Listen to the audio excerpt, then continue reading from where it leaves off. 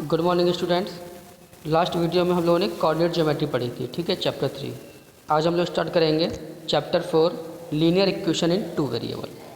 ठीक है, सबसे पहले लीनियर इक्वेशन होती क्या है। देखो, लीनियर इक्वेशन सबको पता है। लीनियर पॉलिनोमियल में आपको पढ़ाया था लीनियर इक्वेशन जिसकी डिग्री क्या होती है, 1 होती है। ऐसा वेरिएबल, ऐसा पॉलिनोमियल जिसमें क्या हो, आपके वेरिएबल की डिग्री क्या हो, मैक्सिमम डिग्री क्या हो, 1 हो।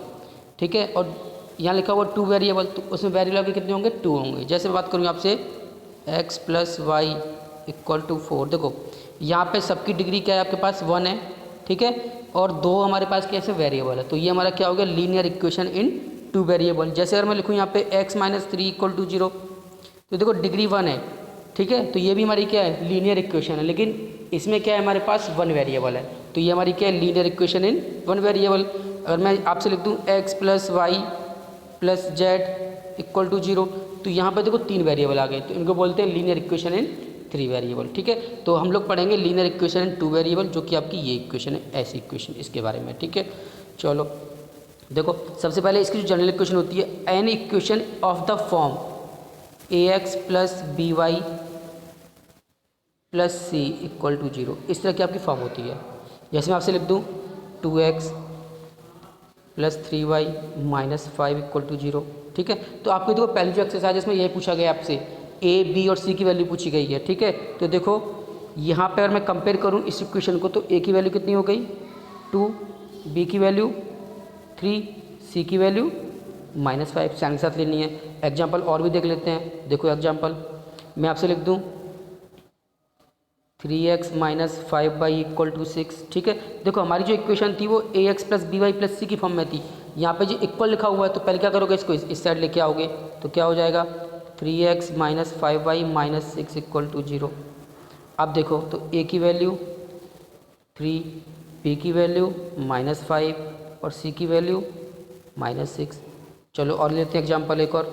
अगर लिखा हुआ है x इक्वल टू 2y, ठीक है, तो क्या करोगे, फिर से इसको इस साइड ले जाओगे, तो x minus 2y equal to 0। अब फिर देखोगे तो a की वैल्यू x का कोफिशिएंट 1, b की वैल्यू यानी कि y का कोफिशिएंट माइनस 2, कांस्टेंट इसमें नहीं है, तो c की वैल्यू क्या हो गई 0। ठीक है, चलो और देखते हैं एग्जाम्पल। अगर मैं लिख दूँ आपसे पास कि x प्लस 2 इक्वल टू 0, ठीक है, तो यहाँ से देखोगे तो a की वैल्यू 1, अब b की वैल्यू 2 मत बोल देना, b की क्या वैल्यू होती है, जो हमारे पास y का कोफिशिएंट होता है। इसमें हमारे पास y नहीं है ना, तो देखो चाहो तो मैं इसको ऐसे भी लिख सकता हूँ ना, x plus 0y plus 2 equal to 0। तो देखो b की वैल्यू क्या आ गई 0, c की वैल्यू क्या आ गई 2। एक और एग्जाम्पल देख लेते हैं। अगर लिखा हुआ है y माइनस 2 या 3y माइनस 2 इक्वल टू 0, ठीक है, तो फिर देखो इसको मैं लिख सकता हूँ ना 0x, क्योंकि मेरे पास x नहीं है, plus 3y minus 2 equal to 0। ठीक है, तो अब क्या हो जाएगा, a की वैल्यू 0, b की वैल्यू 3 और c की वैल्यू माइनस 2। ठीक है, तो इस तरह के पहले से क्वेश्चन है, आप लोग उनको सॉल्व कर सकते हो। ठीक है, नेक्स्ट देखते हैं, इसमें कुछ पॉइंट्स हैं। A linear equation in 2 variable has infinite many solutions. ये चीज़ आप याद रखोगे, इनफाइनाइट सॉल्यूशन होते हैं। ठीक है, मैं निकालना बताऊंगा अभी, ठीक है, कैसे निकालते हैं। The graph of every linear equation in 2 variable is a straight line. जब आप ग्राफ ड्रॉ करोगे तो वो स्ट्रेट लाइन ग्राफ आएगा।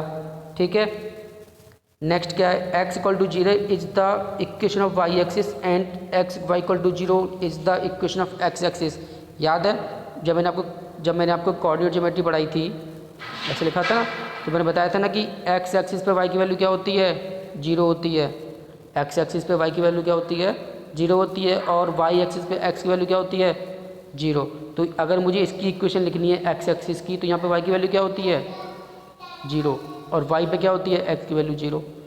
ठीक है, the graph x equal to a is a line parallel to y axis. कैसे, चलो मैं जैसे मुझे ड्रॉ करना है x इक्वल टू 3, तो देखो ये होता है मेरे पास graph, x equal to 3 point मान लो यहाँ कहीं होगा, तो ऐसे ड्रॉ करोगे ना, तो देखो ये हमारे पास होता है y एक्सिस, और ये लाइन किसकी होगी, मान लो x इक्वल टू 3 की।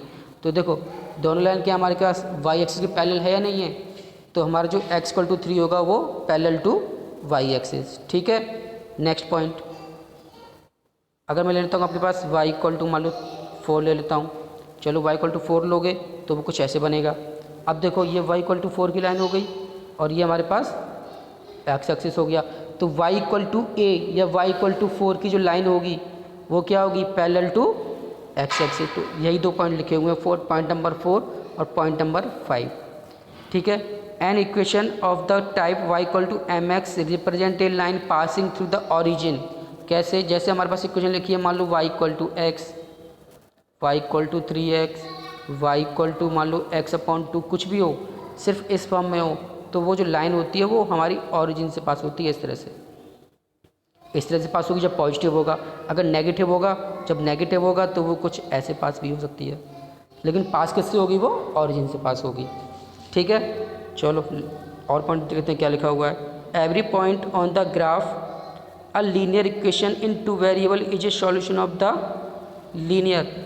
यानी कि जब आप लाइन ड्रॉ करोगे, मान लो आपकी लाइन ऐसे ड्रॉ हो गई है, तो इसका जो भी पॉइंट होगा यहाँ जब कैलकुलेट करोगे ना पॉइंट को, तो ये क्या होगा, इसका सॉल्यूशन होगा। देखो लाइन के बहुत सारे सॉल्यूशन हो जाएंगे, तो इसलिए इसको बोलते हैं इनफाइनाइट सॉल्यूशन, जो आपका पहला पॉइंट है, ठीक है। तो आपके ये पॉइंट्स हैं, ठीक है। चलो एक क्वेश्चन ले लेते हैं सॉल्यूशन का। सॉल्यूशन क्वेश्चन एक ले लेते हैं। देखो जैसे ये क्वेश्चन लिया है, right 4 solution of each of the following equation. हमारे पास ये इक्वेशन है, इसके में 4 सॉल्यूशन निकालने होते तो बहुत सारे हैं, ठीक है, हम निकालते सिर्फ 4 हैं यहाँ पे, क्योंकि आपकी बुक में भी 4 दे रखा है, मैक्सिमम 4, तो आप निकालना चाहो तो और भी निकाल सकते हो, ठीक है। देखो सबसे पहले क्या किया, ये आपकी इक्वेशन है, इसमें हमने पुट किया x इक्वल टू 0। जब आप x इक्वल टू 0 पुट करोगे तो 2 into 0 plus y equal to 7, तो 2 इंटू 0 कितना हो गया, 0, तो y की वैल्यू क्या आ गई, 7। ये हमने टेबल बनाई है, ठीक है, x और y की, x की वैल्यू 0 रखी तो y की वैल्यू क्या आ गई, 7, ठीक है। सेकंड क्या किया, y इक्वल टू 0 पुट कर दिया, कोई भी दिक्कत नहीं, आप x या y कुछ भी पुट कर सकते हो अपने अकॉर्डिंग, ठीक है। तो y इक्वल टू 0 पुट किया है, तो देखो 2x प्लस 0 इक्वल टू 7, तो x की वैल्यू क्या आ गई, 7/2। तो y की 0 पे कितनी आ गई है, x की 7/2, सेकंड पॉइंट आ गया। x की वैल्यू 1 पुट करोगे तो फिर से वही x की वैल्यू 1 पुट कर दी, 2 1 जा 2, 2 प्लस y इक्वल टू 7, तो यहाँ से y की वैल्यू क्या आ गई, 5 आ गई। तो देखो 1 पे कितनी आई है, 5। एक टेबल बना लेना, टेबल में ऐसी वैल्यू लेते चलना x y की, ठीक है। y इक्वल टू 1, अब क्या किया, y इक्वल टू 1 पुट किया है, तो यहाँ से क्या वैल्यू आ गई, x की 3 आ गई। आप चाहो तो देखो x equal to 2, x equal to 3, x equal to 4, ऐसे आप जितनी चाहे वैल्यू पुट कर सकते हो, तो आपके पास बहुत सारी वैल्यू आ जाएंगी। तो इसलिए बोलते हैं a linear equation in 2 variable have infinite many solutions, ठीक है। ये आपका ऑब्जेक्टिव क्वेश्चन आता है, आपको एक क्वेश्चन दे दी जाएगी, पूछा जाएगा कि कितने सॉल्यूशंस हैं, तो आप क्या टिक करोगे, इनफाइनाइट सॉल्यूशंस, ठीक है, ओके। और नेक्स्ट क्लास में हम लोग पढ़ेंगे ग्राफ बनाना, ठीक है, ओके, थैंक यू।